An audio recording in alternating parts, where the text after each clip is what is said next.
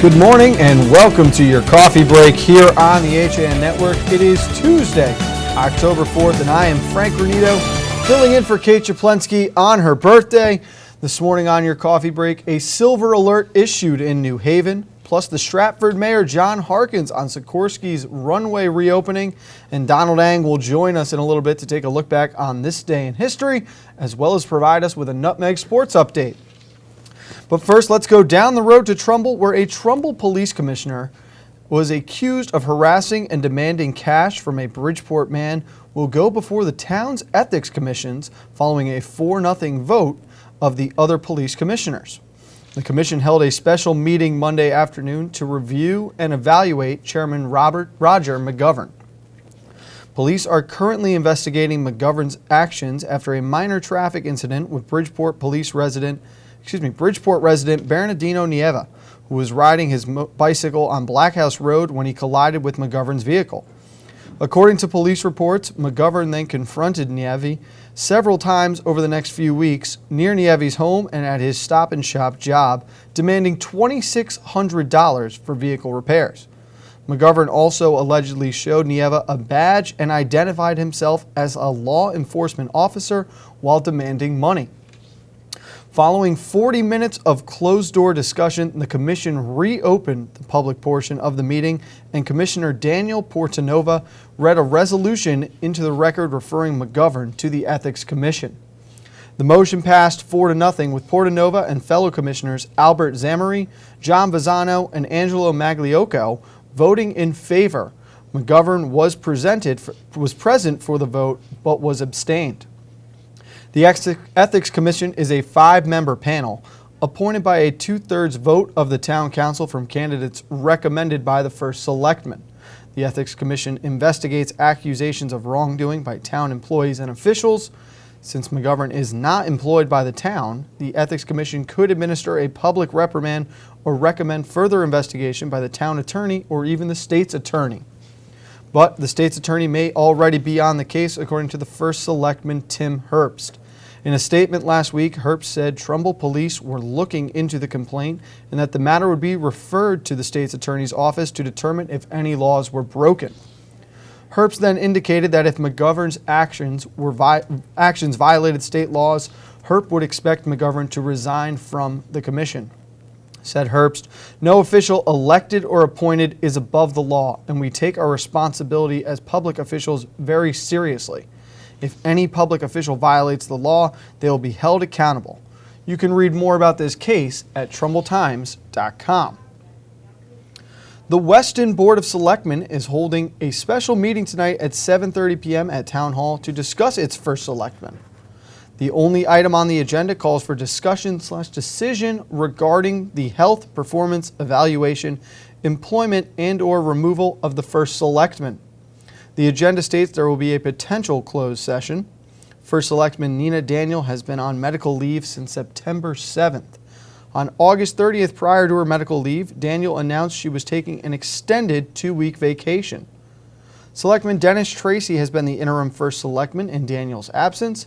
Tracy and Selectman Chris Spalding have been acting as a 2-person board while Daniel has been on leave. A New Canaan police officer was in the right place at the right time to aid in apprehending 3 home invasion suspects who had a physical confrontation with a Weston homeowner. Officer Jason Kim was in Weston on Wednesday, September 28th, doing a forensic computer analysis for the New Canaan Police Department and assisted in capturing these suspects. New Canaan Police Chief Leon Krolikowski told our New Canaan Advertiser.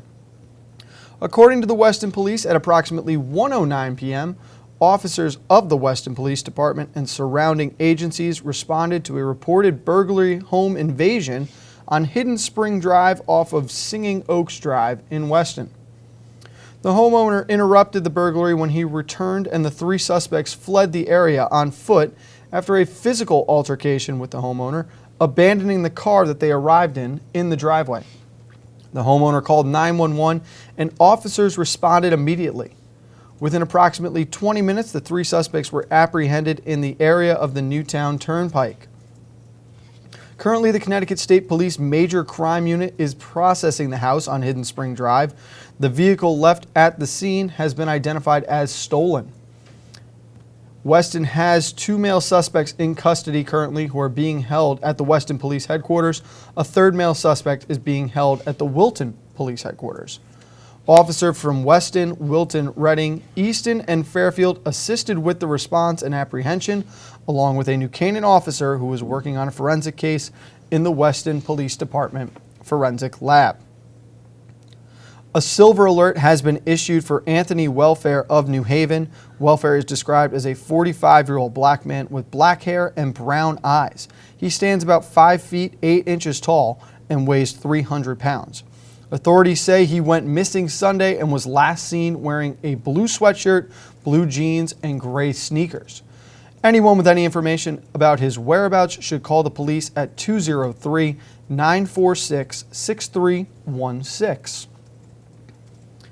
A contractor has struck the water main on Sheridan Street in Danbury. Mayor Mark Bouton posted on Twitter late this morning. The city is shutting the water down so that repair work can begin. Water will be shut down on Sheridan Street from Triangle Street to Home Place and from Star to Sheridan. Customers in this area will be without water during the repair. Surrounding areas may experience discolored water during and immediately after this repair. Bouton said he expects the repair to take approximately 4 hours. Should you receive any customer calls or have questions regarding this water main break, please call the Danbury Public Utilities Office at 203-797-4637. But let's shift gears here and take a look at the forecast for the next few days. Showers have passed through from this morning, and we're looking at mostly cloudy skies for today with a high of 66. Wind gusts around 12 miles per hour early in the day before slowing down in the late afternoon. It will start to clear up overnight with only partly cloudy skies and temperatures dipping down to around 49 degrees. Partly sunny on Wednesday with a steady breeze that will keep temperatures in the mid to high 60s. Expect periods of sun all the way into the evening and then partly cloudy skies overnight with areas of fog throughout the county and temperatures dropping all the way down to the low 40s. Some early morning fog should clear up before mostly sunny skies on Thursday. Temperatures back up in the low 70s, mostly clear skies in the late evening and foggy again overnight with temperatures in the low 50s. We're going to take a break here on your coffee break, but when we get back, we'll have some more local news stories. Plus, Donald Ang will join us for a look back on this day in history, as well as providing a Nutmeg sports update. Have a sports injury or a slip and fall that needs immediate care?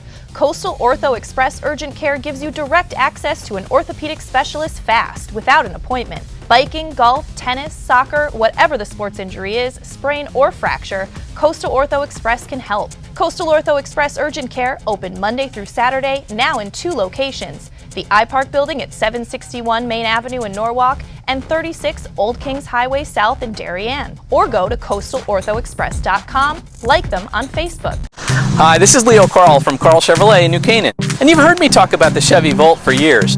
The new model gets 53 miles on EV charge daily, plus 420-mile full range. But don't take my word for it. You need to come in and test drive the Volt yourself. Visit us at 261 Elm Street in New Canaan or online at carldirect.com. As you're getting back to your regular schedules, we're excited to get back to doing what we do best, offering you the freshest seasonal fare and all the ingredients for a healthy start to school. So shop Walter Stewart's for everything fresh, from A, apples to Z, zucchini, and from cotton candy grapes to back to nature all-natural snack bags. We save you time by stocking all of your favorite back-to-school essentials under one roof. Walter Stewart's Market, 229 Elm Street, or shop online at stewartsmarket.com. At Greenwood Physical Therapy of Bethel, individualized care, knowledgeable staff, and state-of-the-art equipment provide the best of orthopedic and sports medicine services. Our experienced therapists at Greenwood provide the highest level of knowledge and care. Greenwood accepts most kinds of insurance, and staff are there to answer your questions. Open Monday through Friday from 7 a.m. to 7 p.m., the clinic serves the greater Danbury area and is a convenient drive from Reading. Appointments are available within 24 hours. Just call 203-917-4792 or visit greenwoodphysicaltherapy.com for more information.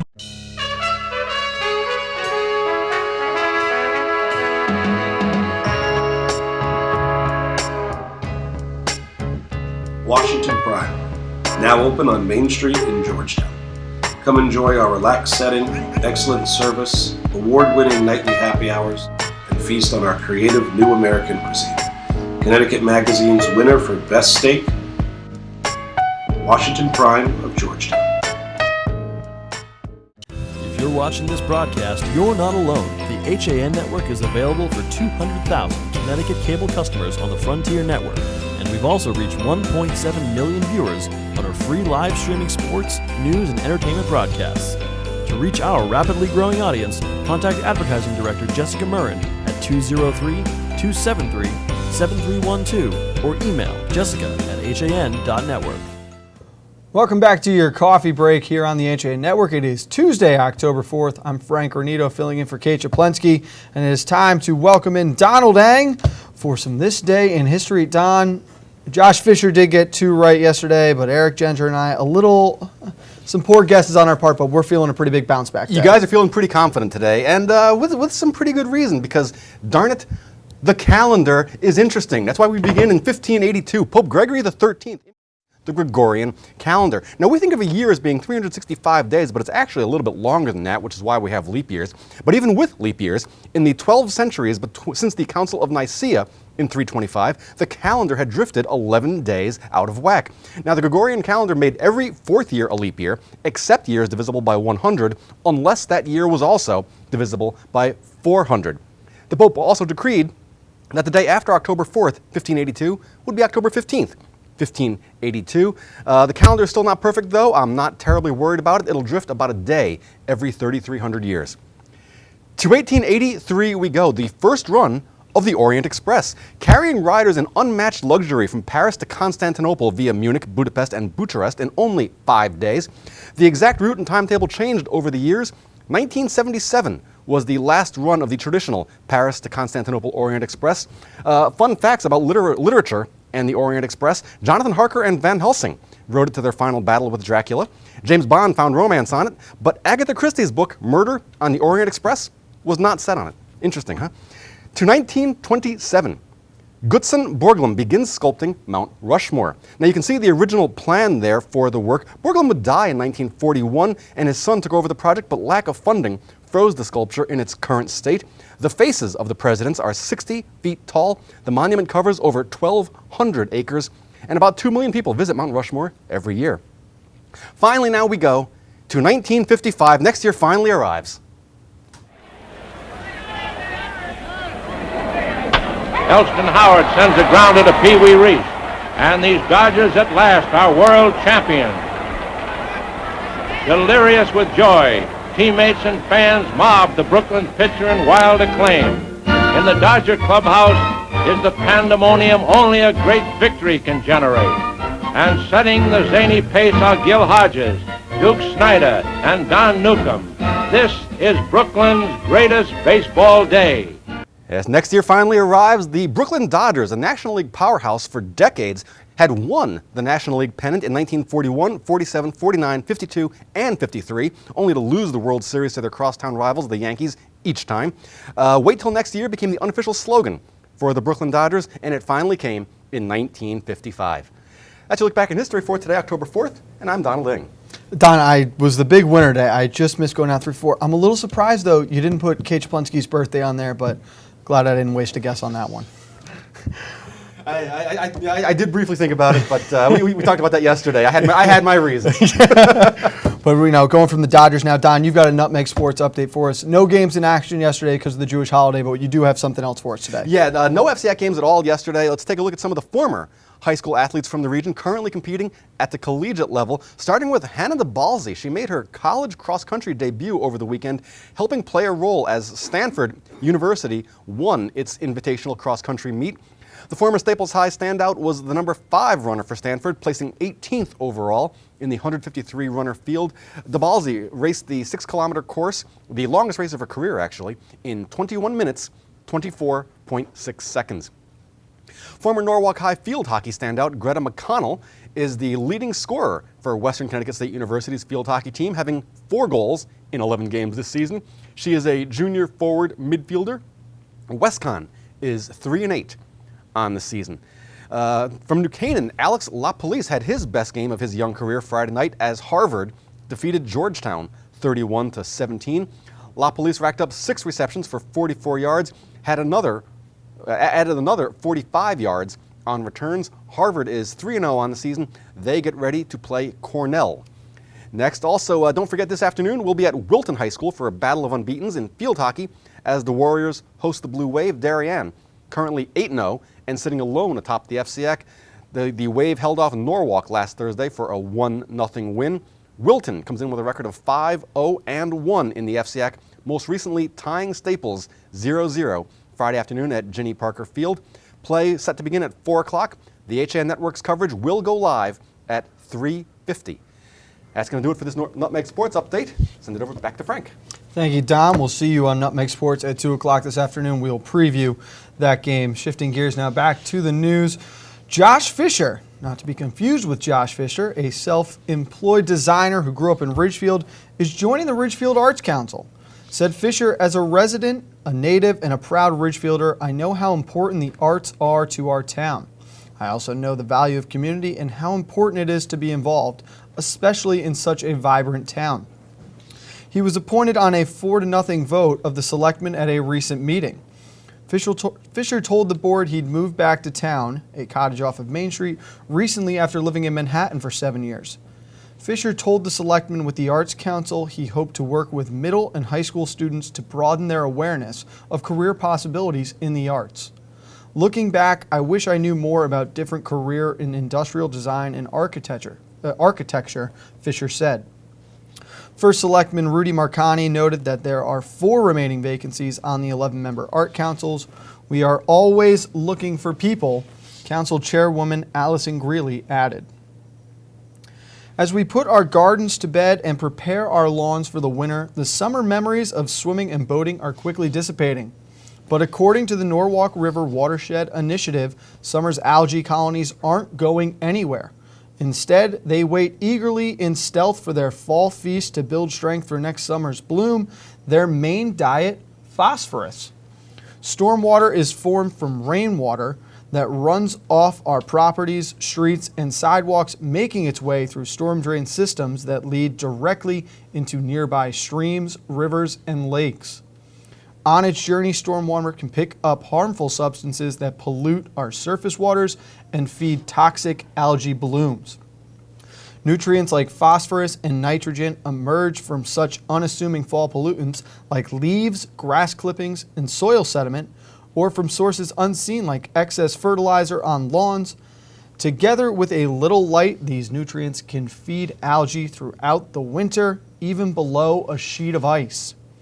The Norwalk River Watershed Initiative would like to remind you to keep stormwater pollution prevention in mind this season as you go about your fall to-do list. Learn more on what you can do to prevent stormwater pollution this fall for a healthier summer next year at the Norwalk River Watershed Initiative.org under What You Can Do/fall tips. The more you know, the better choices you will make. Rings End will join the campaign for breast cancer awareness by adding pink ribbon hats to its line of co-branded fall apparel. In addition to the pink ribbon, the hats bear the trademark RE logo, as well as the Marvin windows and door logo. Marvin, a longtime Rings End partner, is co-sponsoring the campaign. The hats will be available in October at Rings End stores in Darien, Bethel, Branford, Fairfield, Lewisboro, New Milford, Niantic, and Wilton. All proceeds will be donated to Pink Pledge to benefit the Norma Prefem Breast Center and Susan G. Komen.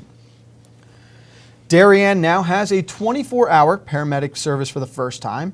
Stanford EMS will station paramedics in Darien to respond alongside other Darien emergency personnel when needed. Monday, October 3rd was the first day in town for Darien paramedics. Stanford EMS has long provided paramedics to Darien when necessary on emergency calls, with a relationship dating back to the early 1980s. According to Town Administrator Kate Buke, the one-year contract is valued at $400,000 and will be paid for by patient billing and the town. Finally, a pair of planes landed on runway 624 at Sikorsky Memorial Airport on Monday for the first time in many years. The landings marked the reopening of the refurbished and safer runway at the airport. Stratford and Bridgeport had disputes over proposed fixes for years. An agreement had been reached in January 2013 to make changes. The airport is entirely in Stratford, but is owned and operated by the city of Bridgeport. Among the improvements were the rehabilitation of pavement on runway 624 and construction of a runway safety zone, which will include the engineered materials arrestor system using concrete blocks that will collapse when run over by landing gear. It also includes new runway lighting and removal of the blast fence and the installation of a new security fence. The southern portion of Main Street, also known as State Route 113, was elevated and rerouted as part of the project to ease flooding on the road. Stratford will also get some benefits out of it, including the transfer of approximately 40 acres of airport property to Stratford, including the Long Beach West parking lot and marsh acreage. The town will also receive tax revenues generated from new structures or expanded private operations at the airport. The need for airport safety improvements was identified in 1992. 2 years later, a plane landed long on the runway and struck a blast fence, resulting in the deaths of 8 people on Main Street. Our own Melvin Mason talked with Stratford Mayor John Harkins. Let's take a look. Well, I think this shows how two communities can work together, how level-headed minds can prevail for a project that made an airport safer, but also made Main Street safer in Stratford. And this is a perfect example of people stepping up when the time comes, but really, working together. I mean, the city of Bridgeport got a safer airport, town of Stratford, we got a safer Main Street. More importantly, there's an agreement in place, which is going to benefit both communities. And I think the fact that the city council is voting unanimously for this agreement speaks volumes towards their commitment to the residents in the area and Stratford. So we're thankful to work with the city of Bridgeport in a way that makes flying safer and also automobile traffic safer. So it's a big day for both of us. Thanks again to our own Melvin Mason. And for more information on this story, you can go to stratfordstar.com. We're going to take one more break here on your coffee break. When we get back, we'll recap the morning's top stories and take one more look at the weather for the week.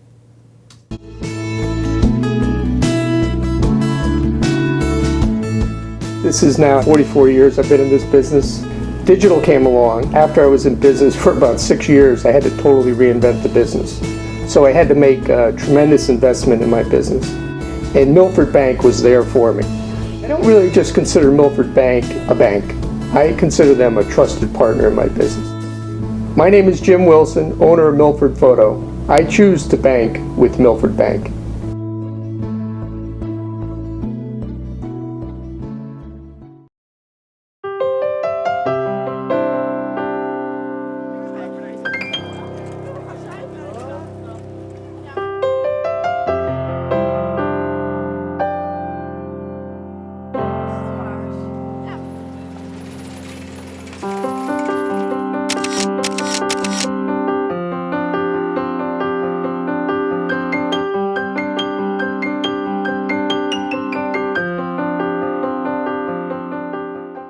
The leaves are changing, water temps dropping, and the sun is setting a little earlier each day. But there's still a lot of great boating, fishing, and coast time left before we see the first snow. And above all, remember, it's always summer at the Dock Shop. With loads of new fishing tackle and accessories, clothing, jewelry, and home decor, the Dock Shop is just what you need when you start to feel that New England autumn chill. Boater, beach bum, fisherman, or simply love the New England coast, this is a unique place to shop. The Dock Shop, 51 Tokenique Road, Darien, 609 Riverside Avenue, Westport, dockshop.com. I really wanted something that felt like a home. Coming from a big house, I wanted the feel of a home as opposed to a condo. New Canaan is 6 minutes down the road. New Canaan's a beautiful little town to walk around. I work in Westport. My commute is 20 minutes. It's close to Westchester where my family is, so the location is ideal.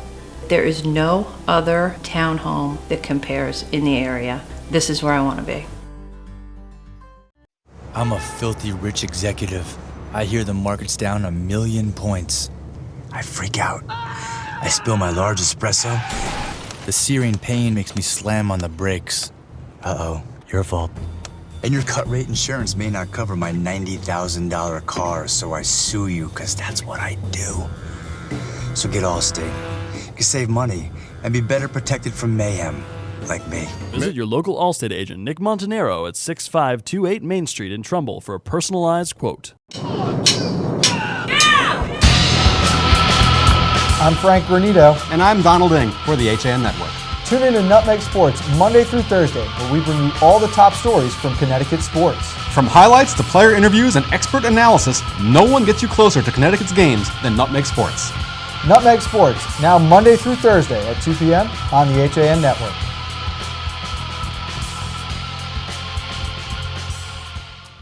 Welcome back to your coffee break here on the HAN Network. It is Tuesday, October 4th, and let's take a look at some of the top stories from this morning one more time.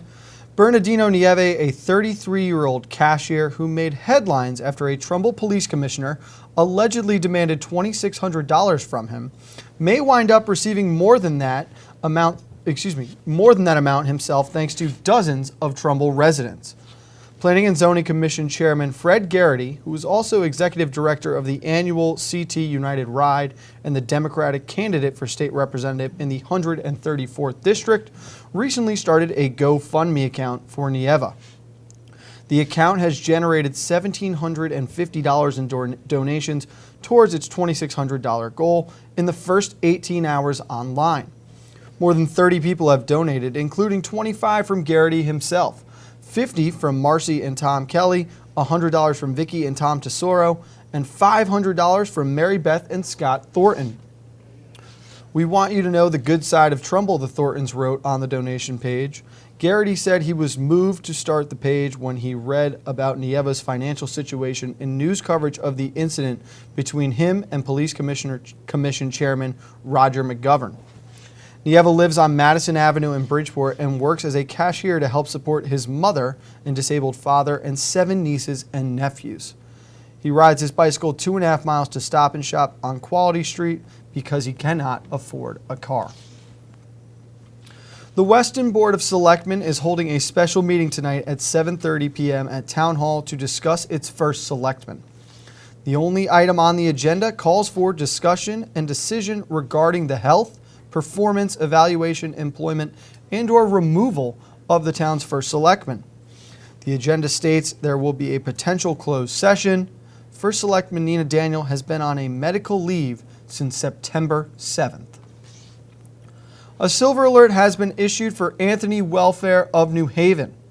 Welfare is described as a 45-year-old black man with black hair and brown eyes.